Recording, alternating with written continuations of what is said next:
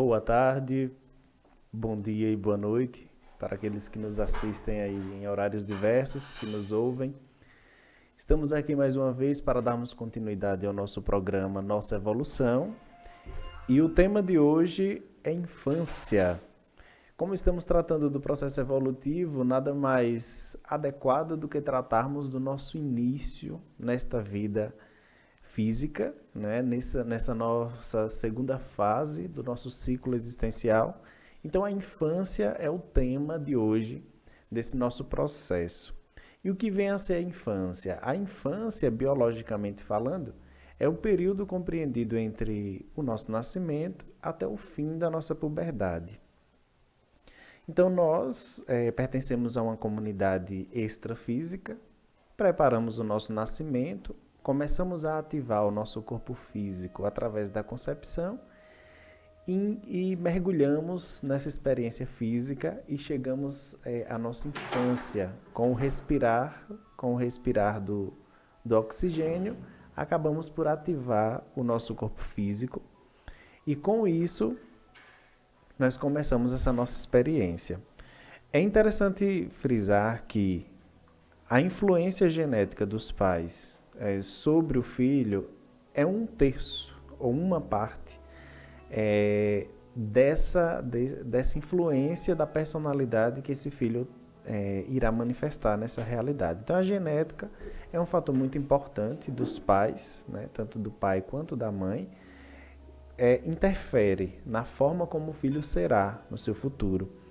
Mas não só. Além da questão da influência genética, teremos também a influência da própria personalidade, da consciência que está reencarnando, o qual denominamos essas qualidades, essas transferências e características de paragenética, que é muito mais forte do que a genética física, ou seja, as suas tendências físicas são mais fracas do que as suas tendências emocionais, de pensamentos, de ideias. Isso prepondera a sua questão física.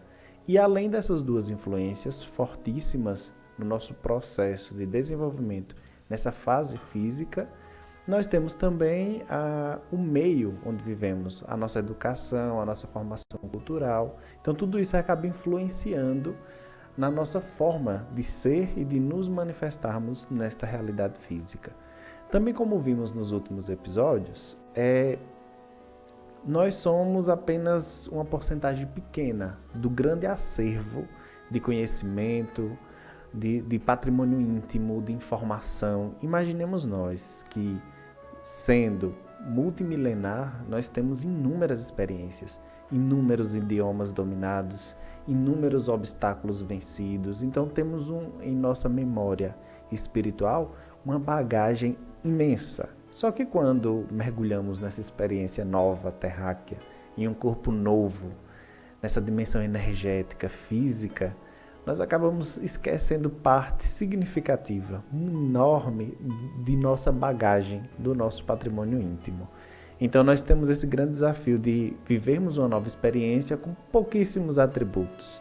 No desenvolver da nossa vida, nós vamos recuperando algumas habilidades, vocações e do nosso patrimônio íntimo e vamos também manifestando nossa essência, né, nossa parte forte e vamos aprendendo com novas experiências e novos desafios. Na nossa infância, o nosso nascimento, quem é que define as questões de sexo e como é que é definida a estrutura do nosso corpo físico? As predominâncias, há pessoas que nascem um pouco debilitadas, outras não. A grande maioria, a influência é do próprio filho. Salva as exceções aí de limitações ou transmissão de doenças genéticas dos pais para os filhos, seja por uma doença genética e acaba transferindo. Na maioria das vezes, a influência da consciência do filho que vai nascer, ela é muito mais determinante na formação deste corpo e também na escolha, ou por assim dizer, no seu exercício do gênero, se essa criança será homem, se essa criança será mulher, se vê, né, aí no sexo masculino ou feminino, essa influência não é exercida muito pelos pais. Tanto é que nós vemos que é meio aleatório essa questão da sexualidade no que tange à escolha dos pais. Os pais não têm muito poder de escolha nesse sentido, nessas gestações espontâneas, né? Aí já a ciência já tem ingressado aí neste meio e consegue hoje até definir a sexualidade de uma criança quando você a planeja, mas no processo natural, como nós ainda vislumbramos, a consciência do próprio filho, na maioria das vezes, é que determina a sua sexualidade, que determina a formação do seu corpo. Claro que em todo esse processo existe inúmeros seres envoltos, né, e ajudando nesse processo de nascimento. Os pais, eles podem ser classificados como tradicionais ou rígidos, que esses são ultrapassados, que são aqueles que já têm um certo conhecimento e ficam naquele, não tem abertura para o que é novo. E tem os pais que já são mais abertos, modernos, e esses têm um pouco mais de flexibilidade e podem se adaptar com muito mais facilidade aos novos tempos, às novas formas de ser, e aí você acaba ampliando a sua experiência e os seus aprendizados. É importante frisar também que a influência dos maus hábitos dos pais, por exemplo, ingestão de substâncias químicas, o uso de antibióticos, o hábito doentio de fumar, o consumo de álcool, drogas leves ou pesadas, afetam a formação do corpo humano, da consciência em processo de renascimento na Terra. Não é porque a consciência do filho é determinante no sentido da escolha do corpo e da sexualidade que ele não sofre influência durante a gestação pelos hábitos dos pais. E quando se diz pais, não é só da mãe, é tanto da mãe quanto do pai. Afinal, estão interagindo energeticamente, estão conectados e isso afeta a formação do corpo no qual essa nova consciência irá passar aí essa experiência da segunda fase existencial. Então é muito importante durante o período de gestação, ter cautelas, né, para preservar ao máximo esse novo ser que está vindo e dar o corpo mais saudável possível. Já é difícil evoluir, se desenvolver nesta dimensão, imaginemos nós com um corpo limitado. Isso dificultaria muito mais. Além disso, dessa influência física sobre o corpo, desse novo ser que está sendo formado, né, durante o processo de gestação, a atmosfera energética, ou seja, se o ambiente é leve, se o ambiente é pesado, se é energeticamente positivo, se é energeticamente negativo, a atmosfera emocional, qual é o temperamento dos pais, né, ou da família, ou do ambiente que se vive, a atmosfera intelectual, qual é o nível de conhecimento, o nível de maturidade, o nível de questionamento dos pais, naturalmente também influem na consciência em seu processo de renascimento.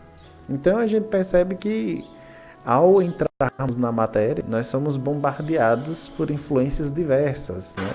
E essas influências elas acabam ou acelerando o nosso processo, mas muitas vezes nos sufocando, nos prendendo, nos restringindo. Então, nós precisamos cuidar sempre, durante esse processo de gestação, do corpo. E aí gera para a gente a reflexão de que o corpo ele precisa ser cuidado. Não é porque ele é um dos instrumentos que nós nos manifestamos mais denso, grosso. Nós ainda somos uma extensão do planeta Terra, nós ainda somos ligados à Terra, nós somos frutos como corpo do processo evolutivo dos organismos da Terra. Só que como consciência nós habitamos esse corpo e vivenciamos experiências através dele. Então é imprescindível cuidar sem paranoia, né, do corpo humano. E por esse corpo ele ser o mais sólido, né, ele ser concreto, palpável, nós achamos que só ele existe. Então nós damos pouca atenção ao nosso corpo emocional e ao nosso corpo intelectual, né, ao nosso corpo mental, a nossa forma de pensar, que isso também é uma espécie de corpo que nós levamos depois que desencarnamos ou desligamos este corpo. Então, quando nós vemos o meu corpo, eu, né, nós nos confundimos consciência com matéria. E essa ainda é uma visão um pouco pequena, um pouco restrita, limitada. Principalmente para quem não vivencia essa questão da multidimensionalidade e que nós somos seres não físicos, que estamos aqui, mas não somos este corpo. Então, assim, essa evolução consciencial, para que nós possamos evoluir, é interessante começar a pensar que nós não somos esse corpo físico. E por não ser esse corpo físico, nós precisamos alimentar os outros corpos também, que são os nossos corpos das emoções, né, dos sentimentos e o nosso pensamento. A gente precisa qualificar os nossos pensamentos, ter consciência de como nós pensamos e como os nossos pensamentos afetam a nós e o nosso meio, a fim de termos um pouco mais de domínio sobre esta matéria. Há pessoas que não dispõem de inteligência suficiente para impedir que o seu próprio corpo entre em decomposição ainda vivo, né? Então, é um problema sério porque nós precisamos cuidar deste corpo. E às vezes o nosso corpo ele é o primeiro caixão da gente, né? É o primeiro. Às vezes tem uma pessoa morta ali, o corpo só está perambulando. Então, se nós não temos a vontade, a iniciativa, a intenção, se nós não nos reconectamos conosco e com os nossos anseios e os nossos objetivos pessoais, nós somos pessoas evidentemente mortas, né? Então, nós estamos perambulando dentro de um corpo. Então, o soma ele apenas é representativo, é um meio, ele é um instrumento. Mas nós precisamos exercer os nossos poderes de alma, né? Então, é interessante que um instrumento tão avançado que nós usamos para aprender não seja tão maltratado, né? Desgastado, acabado e transformado em um caixão ambulante.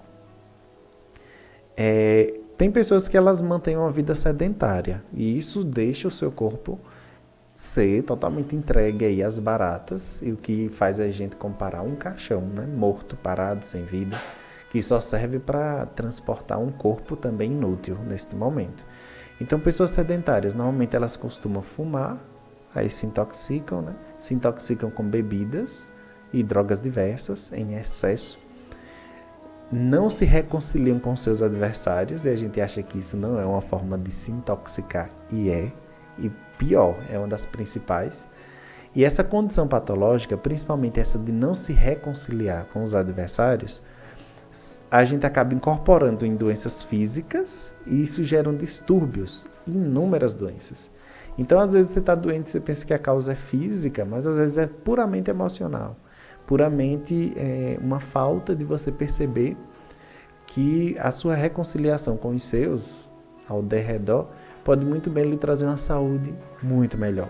Então, até cuidando da parte emocional, você já cuida do seu corpo físico. Isso é extremamente necessário e útil ao nosso processo evolutivo.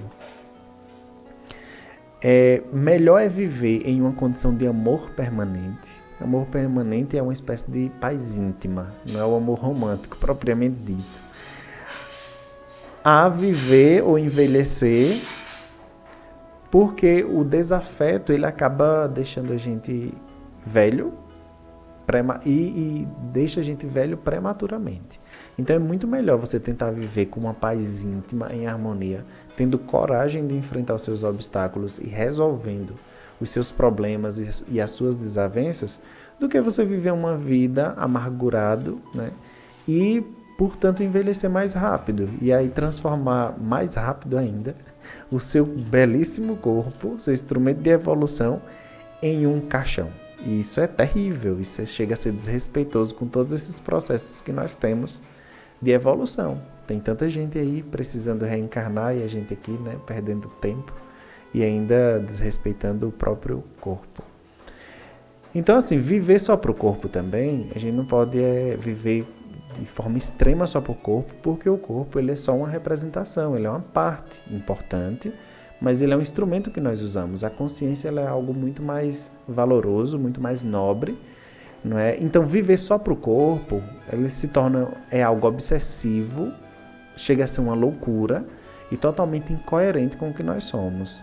E é interessante a gente chegar a brincar que abaixo de todo o corpo, abaixo de toda a nossa pele bonita, de toda uma beleza, de toda um processo estético que lhe deixe perfeito, abaixo de tudo isso existe uma caveira linda, perfeita. Não é? Então dá conta e você ficar supervalorizando a beleza é uma perda de tempo assim sem precedente e você perde aí de estar evoluindo em outros aspectos. Então não adianta estar cuidando tanto do aspecto da beleza, que é muito diferente de saúde, né? Saúde a gente precisa cuidar e que reverbera. É importante também você cuidar da beleza, mas não de forma excessiva e sabendo que isso tem um propósito, isso tem um porquê, né? Que é um meio para se chegar a um fim e não um fim em si mesmo. A beleza ela não chega a ser um fim em si mesmo. Então, portanto, chega a ser, sim, uma loucura você dar muita atenção só ao corpo físico. É preciso cuidar da consciência como um todo.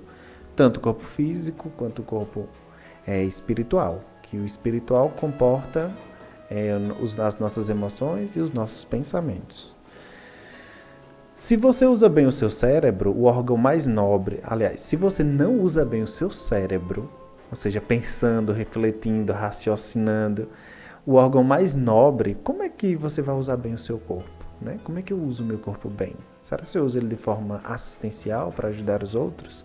Se eu não consigo usar a parte mais nobre do meu cérebro, como é que eu vou usar ele todo? Né? Então, essas são reflexões que a gente precisa estar fazendo. Se você não usa bem o seu corpo humano, ou seja, o corpo físico, palpável, que a gente está vendo, que a gente está sentindo, que é mais simples... Como é que a gente vai querer usar os outros veículos que o nosso espírito usa? Porque no mundo espiritual nós usamos um outro veículo muito mais sofisticado, aparentado com este corpo humano, mas só que ele é multimilenar e cheio de ferramentas novas, de habilidades novas. Lá podemos flutuar, basicamente nos teletransportar, nossos pensamentos são mais elevados, a gente não respira, bem interessante também. Então, se nós não dominamos o nosso cérebro, né? Se nós não dominamos o nosso corpo, como é que a gente tem a pretensão de dominar algo mais complexo, mais evoluído? Então, a gente começa daquilo que a gente já pode controlar, para depois irmos aos poucos para aquilo que ainda não conseguimos controlar. E é interessante também a gente questionar que não é só cuidar do corpo físico, que é higiene básica, mas a nossa casa, apartamento, residência, domicílio, onde quer que você more, é uma extensão do nosso corpo. Nós não precisamos estar bem só com o corpo físico, mas o ambiente onde a gente está também precisa ser bem cuidado, porque energeticamente nos afeta. O que mantém o nosso corpo vivo são as nossas energias conscienciais, a nossa respiração, e o oxigênio, que é o oxigênio, né, através dos pulmões. Então, basicamente, nós nos mantemos primariamente pelas energias conscienciais, ou seja, que trocamos uns com os outros, com a natureza, com o meio, e através da respiração, extraindo da natureza o oxigênio, alimentando o nosso corpo. Secundariamente, nós temos a alimentação dos líquidos e dos sólidos, não é? A higiene, os exercícios físicos e outros cuidados imprescindíveis para a nossa manutenção como ser humano. E é interessante a gente observar que o nosso corpo ele é um fole, né? É um fole humano. Ou seja, a gente respira, fica respirando e transpirando, da hora que a gente nasce à hora que a gente morre. Então nós somos um corpo fole ambulante, né? Então, isso denota a grande importância para a manutenção desse corpo do ato de respirar. Isso é interessante a gente frisar, porque quando a gente sai do corpo, a gente não precisa respirar, porque consciência não respira, porque ela não depende de oxigênio. E ela é ativa, ela é meio independente, do ponto de vista em comparação com o corpo físico. Então, quando a gente está começando a sair do corpo, às vezes a gente fica meio agoniado, porque a gente sufoca. Porque a gente não respira e o corpo também quer se desligar. Mas não... Aí a gente acaba voltando, se assustando. Porque quando você começa a se projetar, a sair do corpo, a se desdobrar de forma lúcida, você começa a perceber que você não precisa respirar na outra dimensão. Então, não precisando respirar, você percebe a diferença entre ser um fole ambulante, que é o nosso corpo vivo, e quanto isso gasta energia também, e você ser uma consciência livre, que se manifesta sem precisar estar respirando, tendo cuidado com isso. Então isso é interessante para esse tipo de comparação. E só com o exercício, com lucidez, é que a gente consegue perceber isso no mundo espiritual. Que é o que eu pretendo no próximo ano desempenhar de forma prioritária. O estudo da projeção e aprender a pesquisar do outro lado, que é muito importante. E essa libertação sadia, porque quando você está projetado, você sente uma tranquilidade íntima. Essa tranquilidade íntima deve ser um dos nossos objetivos. Precisa ser algo que a gente precisa buscar, porque nos traz um certo equilíbrio. E aí você não se assusta tanto quando começar a sair do corpo, quando a gente desativar esse corpo, né? Então é uma técnica importante, porque a gente vai vivenciar a morte antes de morrer. Mas é um processo de aprendizado, pesquisa, até a gente aperfeiçoar essa técnica e ver. Então, assim, o corpo físico, ele é só uma pele da nossa personalidade. Ele mostra apenas uma superfície muito pequena do que nós somos. Daí é que surgem as pessoas que julgam e justamente, né, que ela só existe através do corpo, que ela é o corpo. E não tem como você negar que a nossa primeira percepção é essa. Ora, nós esquecemos quem nós somos, né, em nossa integralidade, vamos vivendo e percebendo aos poucos. Então isso é totalmente lógico. Então, quando a gente parte da premissa de que nós só existimos como corpo físico, nós acabamos por perceber ou por querer viver uma vida intensa só de prazeres, né? Então a gente julga que a vida boa é aquela vida que você tem prazer, que você é feliz. Só que isso daí são características, a gente viver só para ser feliz, para ser alegre, para estar bem. Isso é importante, a gente precisa sim ter isso como objetivo. Só que e esses postulados são princípios do hedonismo. O hedonismo é uma doutrina que traz exatamente isso, que a vida ela só tem sentido quando nós buscamos a felicidade. E a felicidade necessariamente é você estar em paz, ter o máximo de prazer possível, ter o máximo de satisfação possível, estar sempre alegre. Só que ninguém vem para essa vida humana só descansar. A gente não vive só de sobremesas, né? De boa vida, nem de sombra e água fresca o tempo todo, nem de preguiça e vida sedentária. Que isso é o que parece para a gente ser felicidade. Mas não é. Porque tudo isso leva a gente para a questão da inatividade humana. Talvez para a gente felicidade é não fazer nada. Só que não fazer nada leva a gente diretamente à morte, que é a desativação desse corpo. Se você deixar seu corpo sem fazer nada, ele adoece, simplesmente, né? Então, assim, é interessante a gente coadunar a busca da felicidade, do prazer e da alegria com o trabalho constante em nos conhecer, nos ampliar as nossas possibilidades. Agora, voltando aqui para a nossa questão de infância, é interessante que a gente percebe que os bebês, os filhos dos humanos, são os mais dependentes do reino. Não é? Nós somos dos bebês animais, nós somos os mais dependentes por um longo período de tempo. Estima-se que até os 5 anos a gente é totalmente dependente dos pais, né? Os demais não. Às vezes você vê um filhote de vaca nascendo, ele já nasce meio independente, já anda, já corre, já nasce pulando. A gente não, demora. Às vezes dá até 2 anos para a gente poder dar os primeiros passos. Então, é uma fase de total dependência.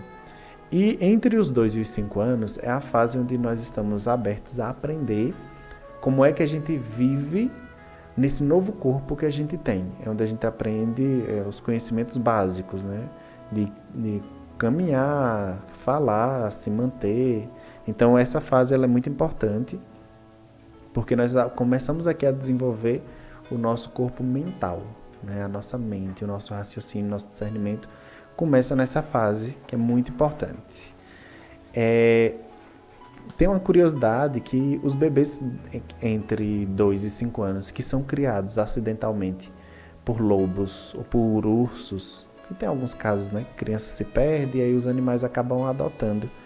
e são criados, eles jamais conseguem se transformar em homens normais, adultos normais, segundo a antropologia, o que denota que essa fase ela é muito importante no processo de formação dessa consciência, porque isso vai refletir como ela vai atuar no mundo na sua fase adulta. Então a gente vê que esse convívio da criança com os adultos, com outras crianças, em um ambiente mais saudável possível, é muito favorável no desempenho que ela vai ter na fase adulta. Uma vez que, quando criadas com animais, elas não conseguem chegar numa fase adulta de forma plena, de forma independente. Então, é interessante ter esse cuidado. Então, assim, algo muito importante também é que nos primeiros anos de vida, do nosso nascimento até o fim da puberdade vai variando, né? Entre 12, 13, 14 anos, que é quando nossos corpos já estão prontos para reproduzir, né? Nessa fase é onde nós manifestamos o porão consciencial.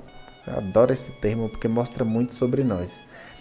E o que é esse porão consciencial? Porão é onde a gente bota as tralhas, o que não presta, né?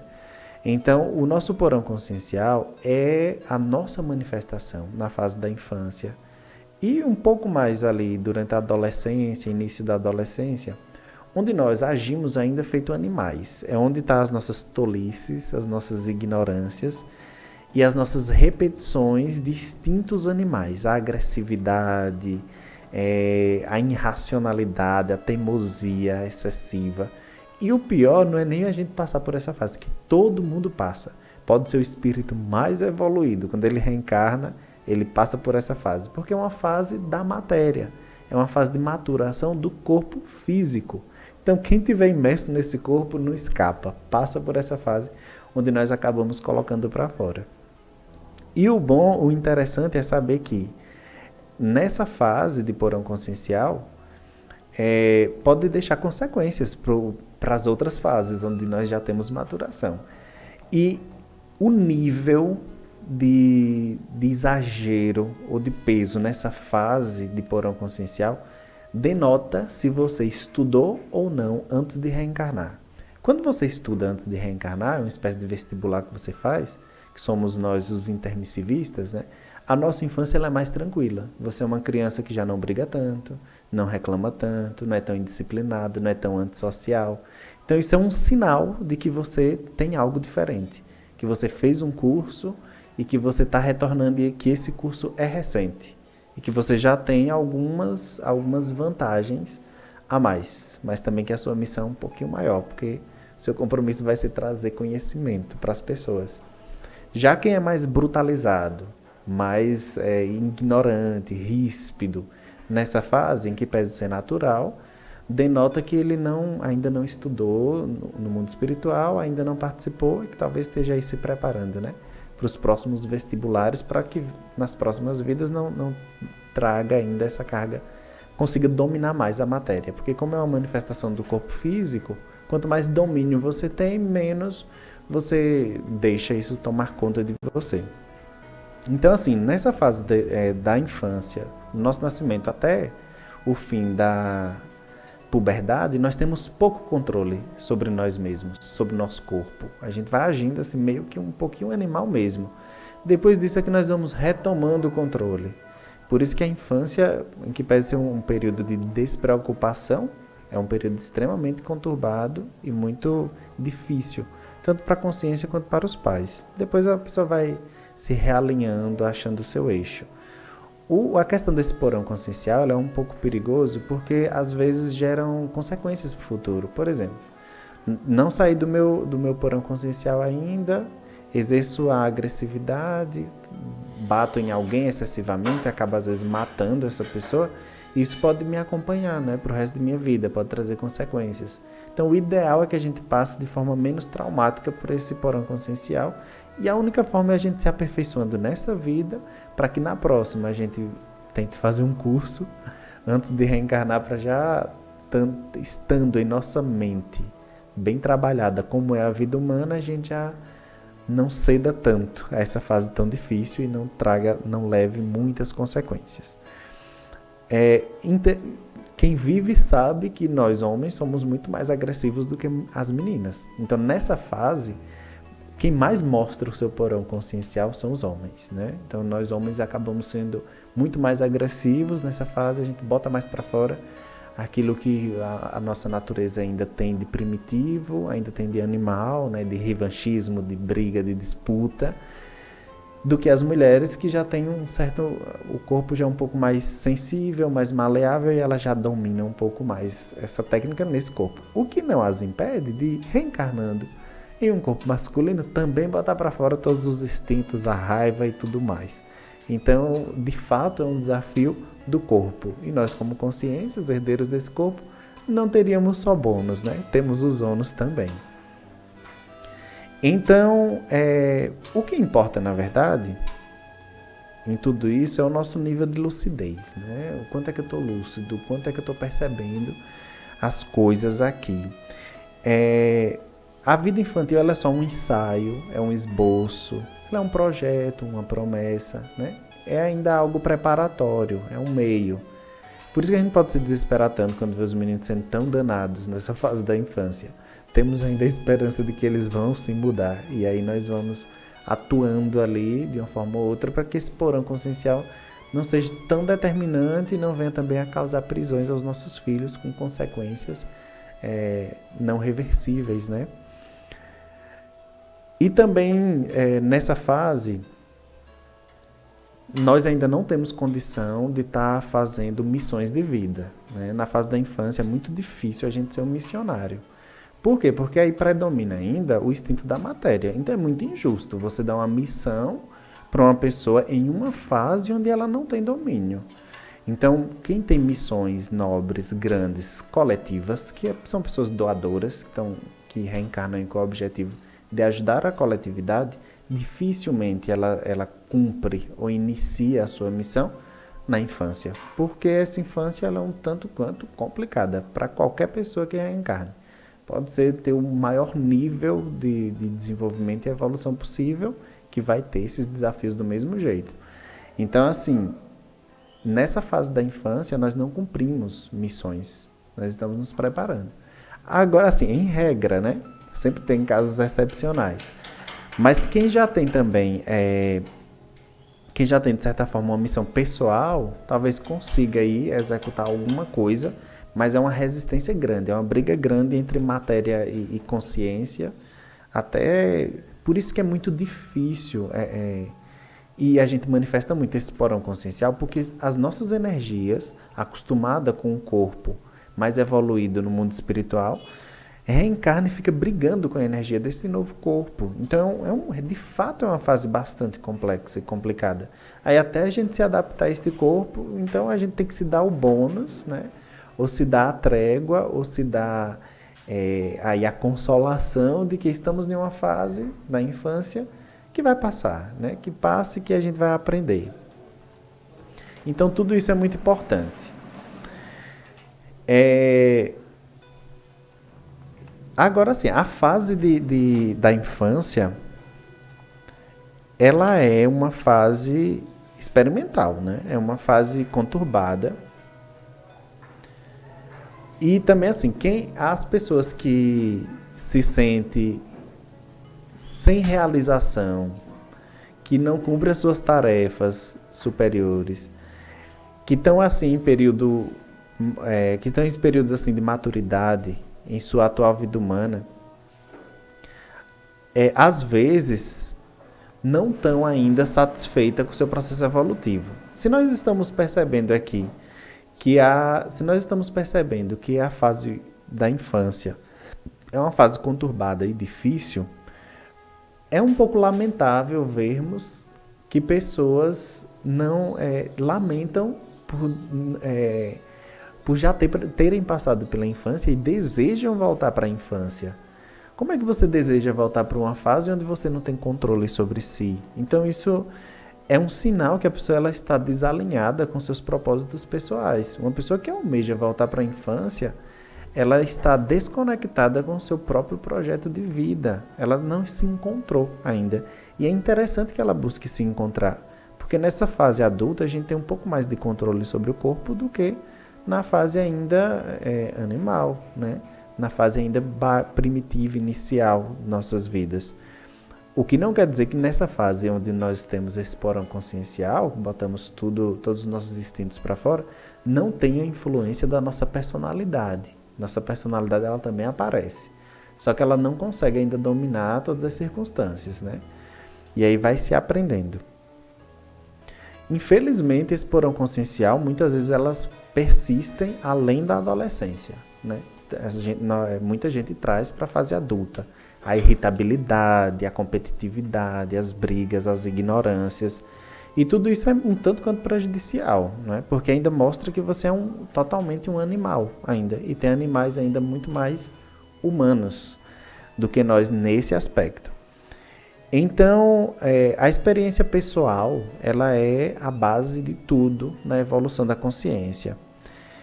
E é isso assim, se você vê que você está desajustado ou não, você precisa experimentar, perceber e tentar iniciar uma conduta diferente. Saber que você é um ser humano e que precisa estar acima disso.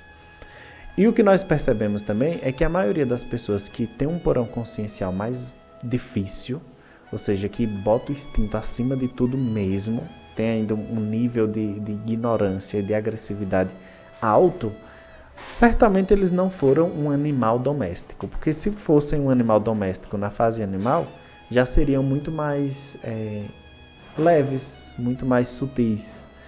E nós, como seres humanos, nós não domesticamos todas as espécies. Então, é impossível todas as pessoas chegarem ao nível humano já com algum nível de tranquilidade, maturidade, já um pouco treinado, adestrado, né?